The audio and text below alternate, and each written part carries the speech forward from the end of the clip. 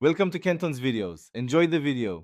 You start by installing Anydesk now, download and run the installer for your operating system, then permit required access to function correctly.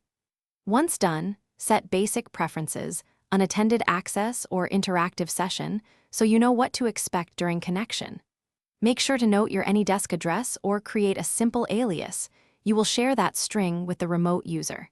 This ensures you can begin a session quickly and prevents delays from reconfiguring permissions mid-call or fumbling for the address. You enter the remote Anydesk address and click Connect, then wait for the other side to accept. This handshake keeps the session secure. Once connected, adjust session permissions immediately. Disable clipboard, file transfer, or remote input if you only need view access. Conversely, enable them when required.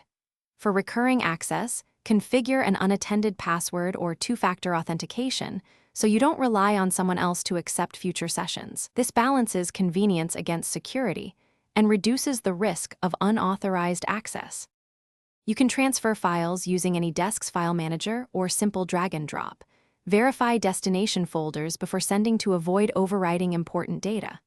When finished, close the session, and if access was temporary, revoke unattended access or change the password. This protects your system after the remote work ends.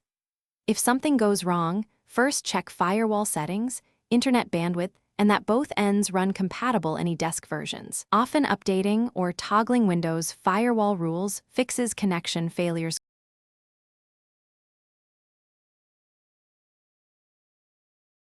Thanks for watching. Consider subscribing if we helped you.